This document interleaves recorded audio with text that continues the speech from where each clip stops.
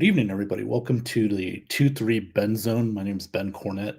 Here I am talking some college hoops here tonight. So we had quite a day today in college basketball, man. Had a lot of upsets today. Had a lot of good wins as well. Let's start off by talking about those upsets today. Right now, we had Missouri going to Tennessee, number six ranked Tennessee, beating them 86-85 on a DeAndre Golston buzzer beater from 30 feet. Amazing game. Missouri, I don't know if you could roll it. Actually, I don't know if you can call it an upset because Missouri is like, they're like 18-6 coming into the game. And, they've been playing a lot of teams tough all year long. So in reality, it's not really, I wouldn't consider it an upset, but I think many thought that, including myself, that Tennessee would win a close game today, and they hadn't. And for the second, game in a row, Tennessee loses a heartbreaker. They lost to Florida the other night in similar fashion, and it's been tough, for Tennessee. Rick Barnes, he'll regroup this squad. It doesn't get easier for him down the stretch, but Tennessee's a team that you kind of think they're either going to do well in the tournament or they're going to get beat in the first or second round. It's that kind of team that they either play really well or they lose a lot of close games. So, kind of reminds me of the Minnesota Vikings.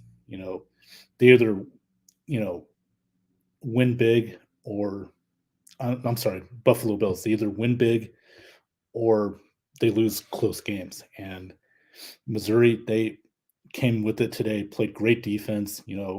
Kobe Brown and DeAndre Golston led the way for Missouri in scoring, and that made a big difference. So, now Missouri's another team that, Dennis Gates has done a great job building that program, getting it in the upper echelon of the SEC.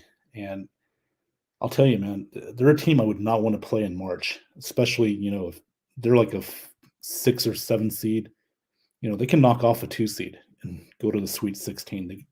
They have that type of team that can stay in games, and, defensively, they're going to keep Missouri in games as well. So this team is getting better and better. And like I said, you don't want to see those teams in March, because they will try and pull some wins out, and it can upset some people. They're capable of doing that. So, yeah, what a win for Missouri on the road as well.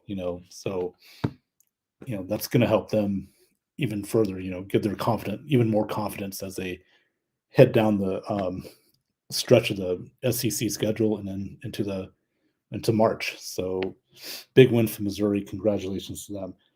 Another big win tonight. Now this would be considered more of an upset. The Texas Tech Red Raiders, they were 12-12 entering the game tonight. Just been really struggling in conference play. They were 1-10 coming in the conference. They beat Kansas State at home, 81-73. Big win for Texas Tech. They really needed it. Now, will they go to the tournament? Probably not. They'd have to not only win out, they got to win the conference tournament to have a chance. But, Mark Adams, good coach. He's had a lot of injuries to deal with, and it's just good to see, Texas Tech and that whole team, get a big win like this, especially with the year they've had. They had a good start. They were like 10-0 at one point, but things kind of, got off the rails a bit. Injuries were a big part of that. So they got a huge win tonight. Kansas State, I think the difference was had 24 turnovers by K-State. That's tough to overcome, especially on the road. You don't want to turn the ball over on the road in an environment like that, And like I said, Jerome Tang, great coach. He'll get this team bounced back. Keontae Johnson didn't have his best game, but Noel had a solid game. kept them in it, but just couldn't overcome the turnovers tonight for Kansas State. So, like I said, good win for Texas Tech. Hopefully, it'll build them a little confidence, going down the stretch. For Kansas State, it's a loss on the way, but it's not going to hurt them too much. And again, the Big 12, it's just a very, very tough conference. Probably the best conference in college basketball. So, you're going to get your best every night from everybody, no matter what. There are no easy games in the Big 12. So, speaking of the Big 12, let's continue talking about the Big 12. Talk about Kansas. This is a team that's got a repeat on their minds. Certainly, last year they went on to win a national title. This year, they've had some up and down games, some tough losses, but today they looked like, in my opinion, the team that you know can cut down the nets and march and repeat. Jalen Wilson had 18 points, DeJuan Harris 16 points. Uday had 8 points off the bench. Kansas is a team that I feel like there's if they can get it together, get that experience, with that experience, put a consistent effort out every night, this team can repeat. You know, they have the capability to do it, the talent to do it. Um, but again, they got to be more consistent. Today's game looked like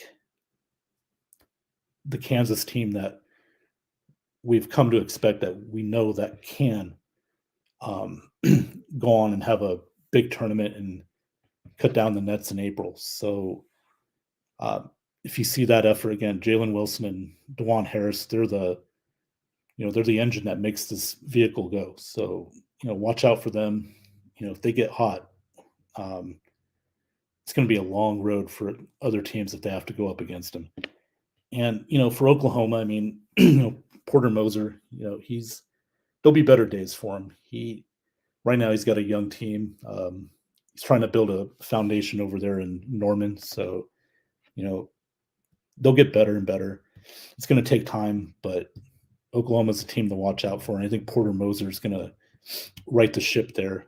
Again, it just takes time. So um, right now we're going to take a quick little break here, and we'll be back in about 30 seconds. So stay right here.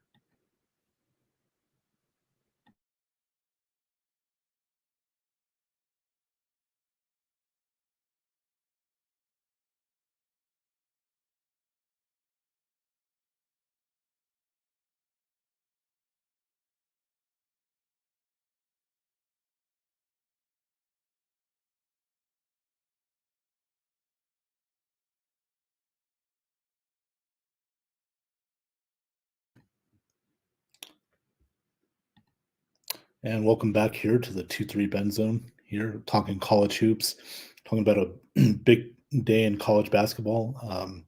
Had some upsets. We had some key wins too. Today, Alabama went into Auburn, beat them.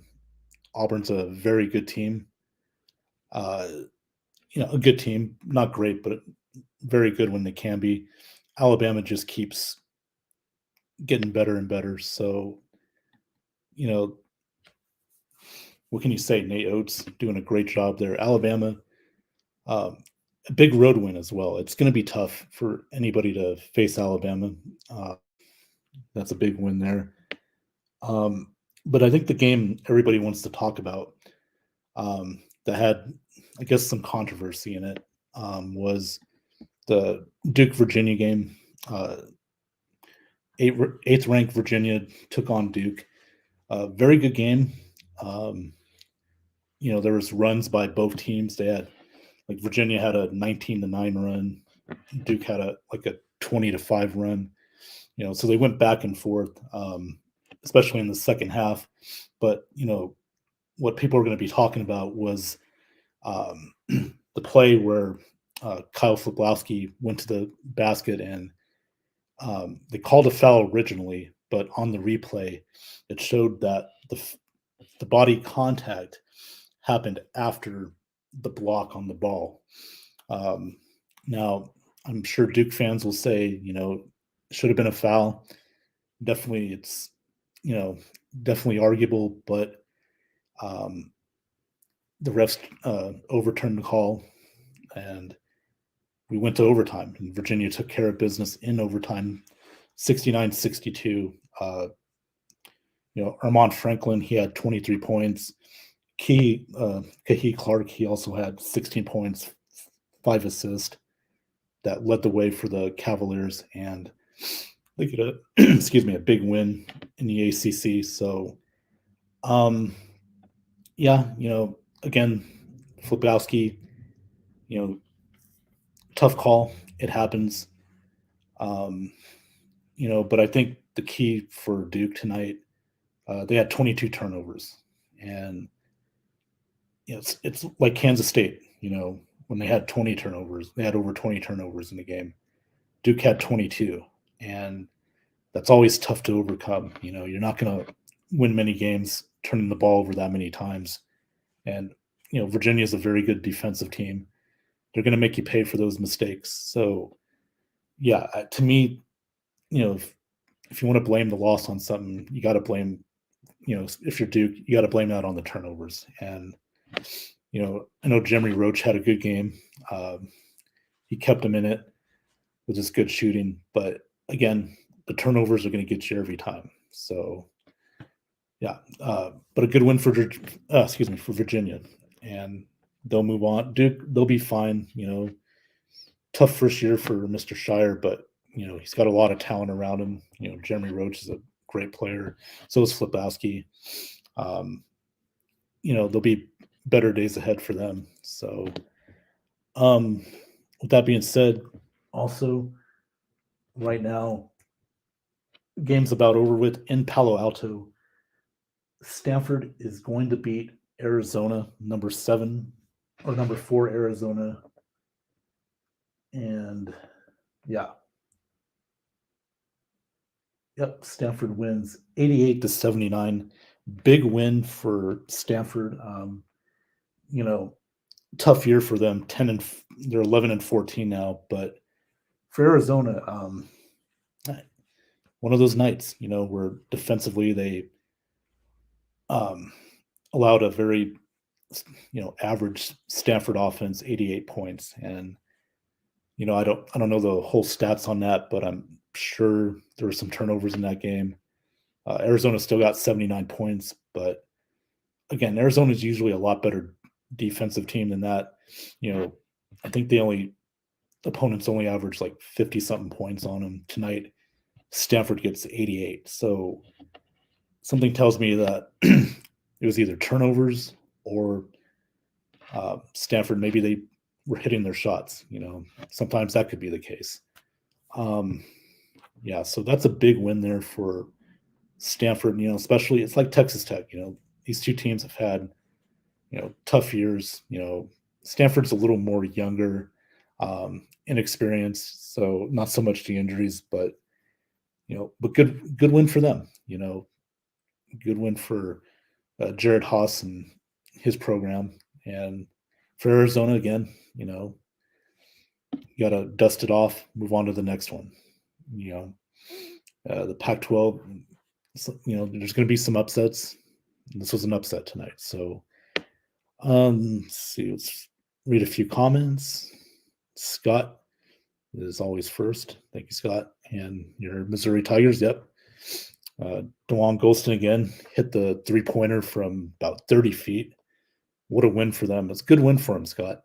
Going in on the road against a top 10 team. Not only is that a huge win, but that's going to build some confidence, going down the stretch. And like I said before, if they get in the, let's say they're like a 6 or 7 seed, they could beat a 2 or 3 seed, and they can go to the Sweet 16. They got that type of team that Dennis Gates whose teams, offensively is doing very well. They can score points. They got a great backcourt. So they're not going to be fun to face come March. for anybody. So yeah. And then Scott goes, go Mizzou. Good stuff, Scott. Well, guys, I won't take too much more of your time here. I just wanted to come on real quick and do this episode.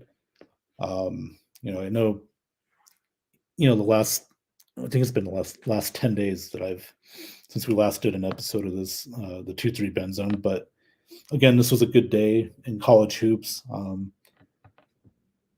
lot of upsets, including St. John's beating Providence. That was a big win for St. John's for Mike Anderson. He's doing a pretty good job there in Queens. Trying to get that program back on track. Some other wins too. Marquette beats Georgetown today. Shaka's got that team playing well. Creighton beating UConn. That was a very good game. Saw some of that. Creighton's one of those teams that kind of like Missouri. Uh, Craig McDermott's done he's been there for a while. He's always put out really good teams. They shoot the ball well. Maybe not the best defensive teams, in the past, but if they get hot at the right time, Creighton can, score their way into a, a couple wins in the tournament. So watch out for them as well. Real quick with, Marquette and Georgetown, as far as Georgetown, I think this might be the end of the line for Patrick Ewing.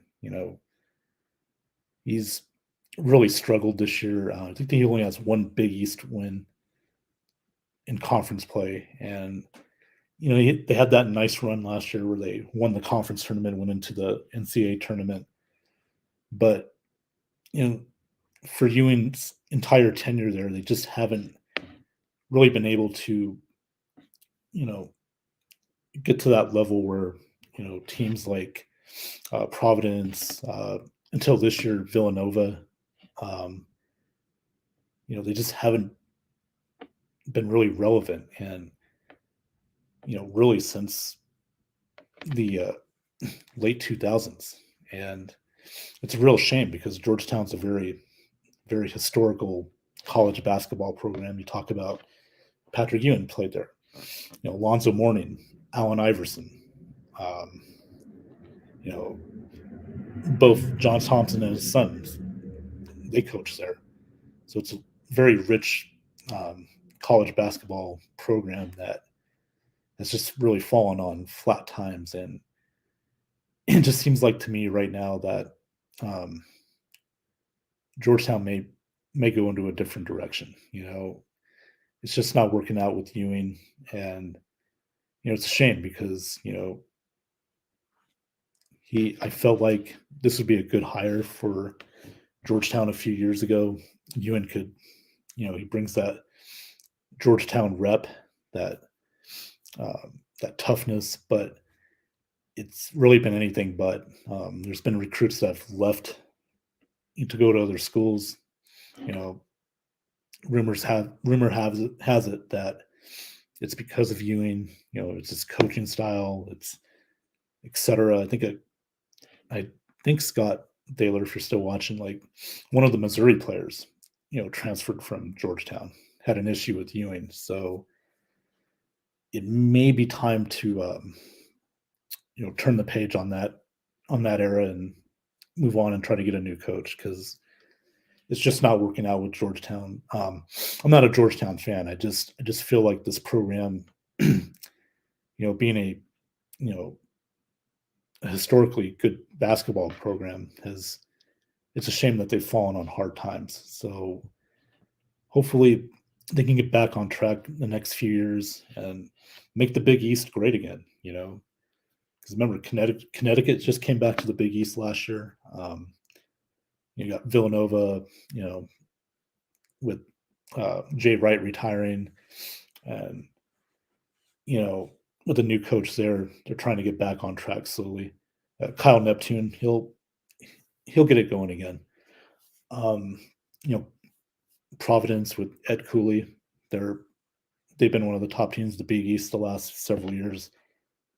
So hopefully Georgetown can slowly get back there. You just hate to see programs like that with, and once again, with a good college basketball tradition, pretty much be irrelevant right now. So let's hope they turn it around and see what happens there. So anyway, I'm going to take off, but I wanted to talk to you guys about some college hoops today here on the 2-3 BenZone, and enjoy the rest of the weekend.